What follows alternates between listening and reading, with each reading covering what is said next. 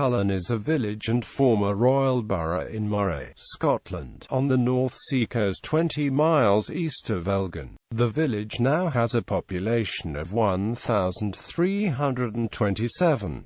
Cullen is noticeably busier in summer than winter due to the number of holiday homes owned. The organs of the wife of Robert the Bruce are said to have been buried in its old kirk after her death in the area. Robert the Bruce made an annual payment to the village in gratitude for the treatment of his wife's body and its return south for burial. A recent non-payment of this sum by the government was challenged and settled to the village's favour. The village is noted for Cullen's kink and its former railway bridges, two of which are now part of the national cycle network. These bridges were required, at considerable cost, due to resistance to the railway line being routed any closer to Cullen House. The most westerly viaduct is highly photogenic, and often features in tourist guides and Scottish calendars. Near Cullen is the peak Bin Hill, visible from some distance, such as from Longman Hill. History. Cullen has a very long history, and a remarkably well-documented one thanks to the survival of a number of sources. These are summarized in two key books, The Annals of Cullen by W. Crammond and The Church Annals of Cullen by W. Robertson. The first deals primarily with the civil governance and the latter with church governance up to the disruption. Cullen received royal borough status between 1153 and 1214 AD during the reigns of Malcolm IV and William I. It is also known to have received a charter in 1455 AD from James II. The borough was abolished in 1975 by the Local Government Act 1973. Writing in around 139 to 161, Ptolemy in his geography mentions the river Selnius in the northeast of Scotland. Both William Forbes Skene and George Chalmers identified the Selnius with Cullen Burn. The first mention of Cullen in Scottish history was in 962 when King Indulf was killed by the Norwegians at the mouth of the river Cullen and referred to as the Battle of the Boards.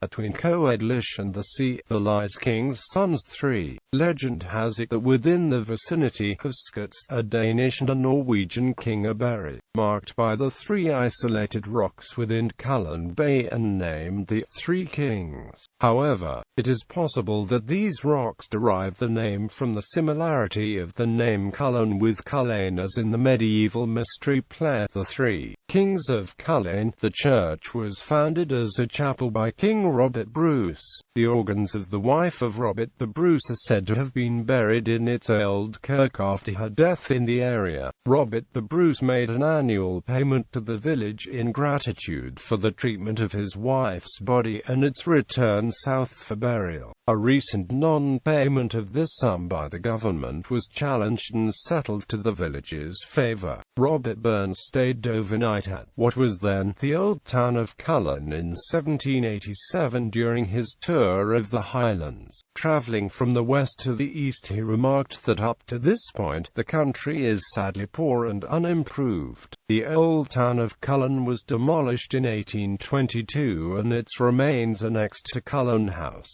It was under James Ogilvy, 7th Earl of Findlater, that plans were first mooted for moving the town, but it was not until his successor Lewis Grant Ogilvy, 5th Earl of Seafield, that the plans were enacted. The town was moved 0.5 miles away both to modernise and to provide the Earl with greater privacy. The new town was planned by George MacWilliam, and built between 1820 and 1822.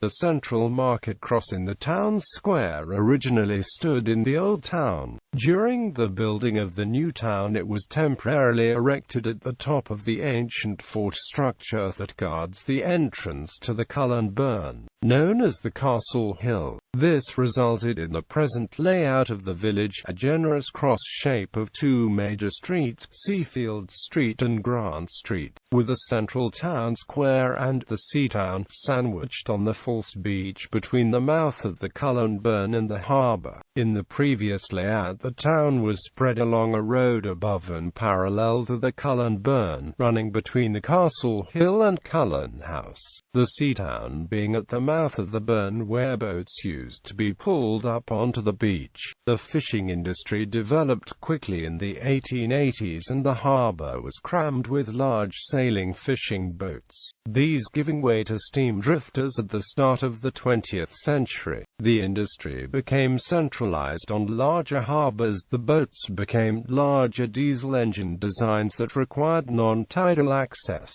The railway closed in the 1960s and the site of the station redeveloped eventually by the council as housing. The main part of Cullen House dates from 1543. An east wing was added in 1711, and there were alterations by David Bryce in 1858. The house and estate buildings were converted into 14 dwellings in 1983 by Kit Martin. Prior to the use of Cullen House by the Earls of Seafield, the castle of Findlater, now a ruin, on a rocky coastal outcrop approximately 2 miles to the east, was the Earl's seat. Features: the village now has a population of 1,327.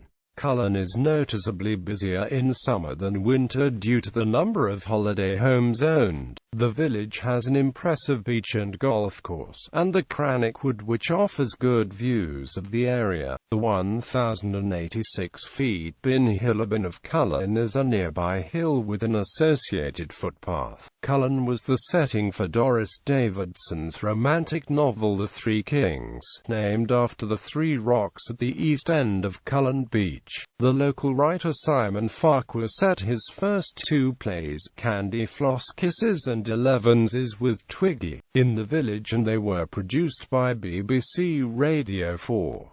Samuel Johnson had less passion for Cullen. According to James Boswell, writing in the Journal of a Tour to the Hebrides, the pair considered that Cullen had a comfortable appearance, though but a very small town, and the houses mostly poor buildings. Dr. Johnson was also disgusted by the sight of the dried haddocks broiled that they were served for breakfast there and refused to eat them. Of course, given the general views aired so freely by Dr. Johnson, this is mild indeed.